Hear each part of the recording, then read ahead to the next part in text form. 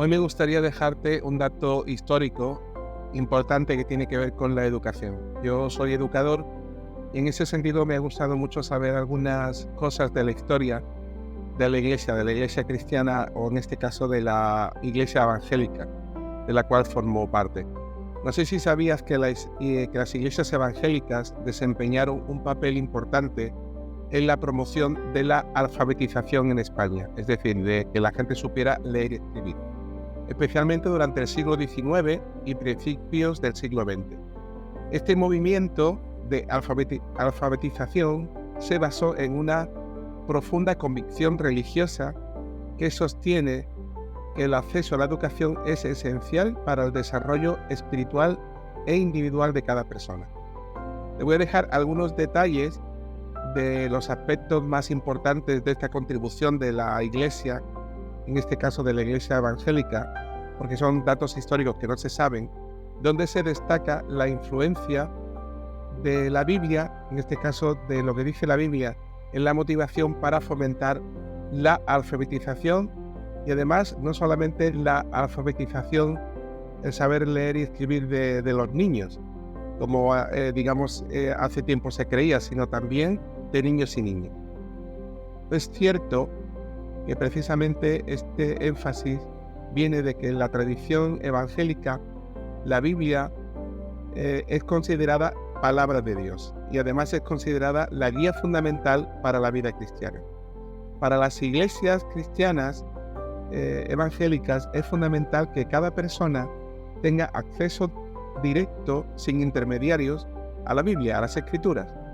Y esto quiere decir, o esto requiere, la capacidad de leer. Así que este énfasis en la lectura personal de la Biblia, que tiene sus raíces en varios pasajes precisamente bíblicos, subrayan la importancia de que la persona esté formada y que la persona tenga conocimiento y sepa leer y escribir. Por ejemplo, te voy a dejar algunos pasajes que tienen que ver con esto. Uno en el Antiguo Testamento, en Deuteronomio 6, versículos 6 y 7, que dice: «Y estas palabras que yo te mando hoy estarán sobre tu corazón y las repetirás a tus hijos y hablarás de ellas estando en tu casa y andando por el camino y al acostarte y cuando te levantes». Así que este pasaje ya en el Antiguo Testamento destaca la importancia de la enseñanza, de saber leer, de saber escribir, de una enseñanza, continua, constante, de las Escrituras, lo que lógicamente implica que tanto los padres como los hijos deben ser capaces de leer y escribir para leer precisamente la Biblia. Otro versículo que también encontramos en el Antiguo Testamento que habla de esto es Proverbios 1:5, que dice: «Oirá el sabio y aumentará el saber, y el entendido adquirirá consejo». Esta búsqueda del conocimiento a través de la Escritura es presentada aquí como, un deber, algo que hay que hacer, algo que hay que hacer como un deber espiritual, lo cual motiva, en este caso a las iglesias, y nosotros enseñamos en la iglesia evangélica, a promover la educación, que la educación es importante para todos, para niños y para niñas. Así que, porque la idea es que se asegure que cada persona, que cada individuo pueda acceder a la verdad de la Biblia, como digo, sin intermediarios, que directamente pueda leer la Biblia. Ya en el Nuevo Testamento, en Juan 8:32, dice, que es un versículo, de muchos que hay, para mí uno de los favoritos, que dice: «Y conoceréis la verdad, y la verdad os hará libres». Como veis, este versículo subraya la importancia de conocer la verdad para alcanzar la libertad. Esta idea y esta base es interpretada por las iglesias cristianas evangélicas como una llamada a la alfabetización, pues solo, a través de la lectura, personal de la Biblia, una persona puede conocer la verdad directamente, sin intermediarios. Por tanto, debe de ejercer esta libertad espiritual y moral por medio de conocimiento y de saber leer y escribir. Esto es así, o tanto es así, que no sé si sabéis que dentro de la historia de España las iglesias evangélicas formaron parte de un movimiento pionero, digamos, de evangelización, pero no solamente de evangelización, sino de alfabetización. Y con ello se crearon muchas escuelas evangélicas en España y, digamos, fueron de las primeras. Digamos que impulsados por esta convicción bíblica, la iglesia evangélica se dedicó a la creación de instituciones educativas.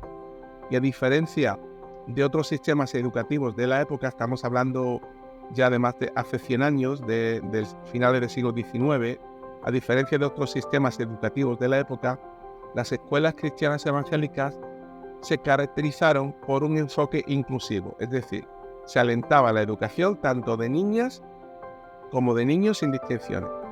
Un claro ejemplo de esto fue la Escuela Evangélica de Sevilla, precisamente, creada en 1869, fundada poco después de la promulgación de la Constitución, precisamente de este año, de 1869, que reconocía la libertad religiosa. Y esta escuela es un ejemplo, vamos a decir, emblemático de cómo las iglesias evangélicas pusieron en práctica sus principios. Esta escuela evangélica de Sevilla ofrecía educación gratuita, enseñaba a leer, a escribir y a contar a niños y niñas por igual, siguiendo la convicción de que todas las personas debían de tener la capacidad de leer la Biblia y tomar decisiones libres e informadas sobre su fe y su vida. Otro ejemplo claro son la creación de muchas escuelas, sobre todo en Cataluña, en Andalucía también. Francisco de Paula Ruet, un líder evangélico destacado, que fundó varias escuelas en estas dos regiones con el mismo enfoque en esta educación universal. Ruet y otros como él creían firmemente que la alfabetización era un derecho y una necesidad para todas las personas, sin importar su género o condición social. Esta creencia novedosa se expandió y las iglesias cristianas evangélicas no solo se limitaron a la creación de escuelas, sino que también se sabe históricamente que innovaron en métodos educativos que buscaban hacer la educación más accesible y más efectiva para todos. Entre ellos usaron métodos pedagógicos modernos, es decir, métodos que incluían el uso de la lengua vernácula, es decir, del español, o por ejemplo el gallego o el catalán, es decir, en su lengua oficial o cooficial, a diferencia de lo que se hacía en la época, y no solamente a usar su lengua materna, sino también materiales didácticos, vamos a decir, avanzados para la época. Estos métodos se diseñaron para que los estudiantes pudieran alcanzar una comprensión mejor y más práctica del lenguaje escrito, permitiendo además, como digo, con este objetivo de leer la Biblia con autonomía y entenderla personalmente de forma más profunda. También he comentado que había un enfoque en la educación no solamente de niños, sino de las niñas en un contexto, como digo, estamos hablando de hace más de un siglo, en que la educación de las niñas no se tenía en cuenta. Las niñas, digamos, no se educaban, sino que estaban, digamos, lamentablemente solamente educadas para estar en su casa y con las labores de su casa. Pero las escuelas evangélicas rompieron con las normas establecidas e incluso fueron perseguidas por esto, al proporcionar las mismas oportunidades educativas tanto para niños como para niñas. Y esto se basa de nuevo en la creencia de que todos, independientemente de su sexo o de su cultura, deberían tener la capacidad de leer y comprender las escrituras. Así que este impacto de las iniciativas educativas de las iglesias evangélicas en España, históricamente hablando, fue algo importante y duradero. Y aunque estas iglesias nunca alcanzaron, digamos, un tamaño considerable en comparación con otros temas, lógicamente, por temas políticos y por temas, digamos, que tienen que ver un poco con la historia de España, es cierto que la iglesia cristiana evangélica, proporcionó las herramientas para la lectura, contribuyeron a la emancipación intelectual, es decir, a la libertad intelectual y también espiritual, a la libertad religiosa de muchas personas en España. Contribuyeron a la capacidad de leer y escribir la Biblia y lógicamente de camino de otros libros. digamos, para que las personas tuvieran más conocimiento, para que las personas, los individuos, tomaran decisiones informadas sobre su fe y sobre su vida, promoviendo una sociedad así más educada, más libre y más consciente.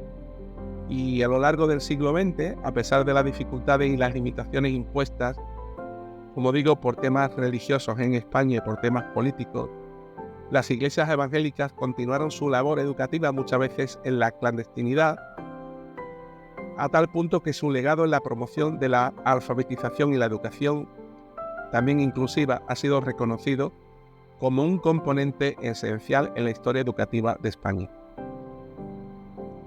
A veces no conocemos nuestra propia historia. ¿Qué te ha parecido? Curioso, ¿verdad?